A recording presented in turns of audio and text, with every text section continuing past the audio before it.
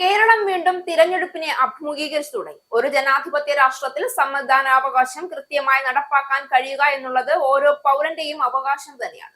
പ്രമുഖരൊക്കെ vote ചെയ്യാനെത്തുന്നത് പലപ്പോഴും വലിയ വാർത്തകളാകാറുമുണ്ട്.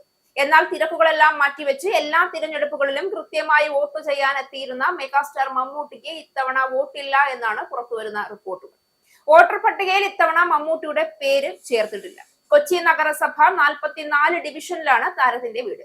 കഴിഞ്ഞ ലോക്സഭാ തിരഞ്ഞെടുപ്പിൽ പൊന്നുരുണി സ്കൂളിൽ മമ്മൂട്ടി വോട്ട് രേഖപ്പെടുത്തിയതിന്റെ ദൃശ്യങ്ങളും ചിത്രങ്ങളും പതിവ് പോലെ വാർത്തകളിൽ നിറഞ്ഞിരുന്നു. അതേസമയം കേന്ദ്രമന്ത്രിയും നടനുമായ സുരേഷ് ഗോപി അതിരാവിലെ തന്നെ വോട്ട് രേഖപ്പെടുത്തി. ശാസ്തമംഗലത്ത് ബൂത്ത് നമ്പർ 3-ലാണ് സുരേഷ് ഗോപി വോട്ട് രേഖപ്പെടുത്തിയത്.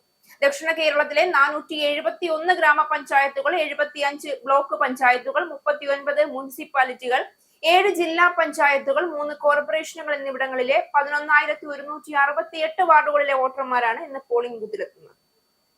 ഒന്നാം ഘട്ട വോട്ടെടുപ്പിനായി 15,432 പോളിംഗ് ബൂത്തുകൾ സജ്ജമാക്കിയിട്ടുണ്ട്. വോട്ടിംഗ് യന്ത്രങ്ങളടക്കം ഏറ്റുവാങ്ങിയ സാമഗ്രികളുമായി പോളിംഗ് ഉദ്യോഗസ്ഥർ പോളിംഗ് ബൂത്തുകളിലേക്കും എത്തിയിട്ടുണ്ട്.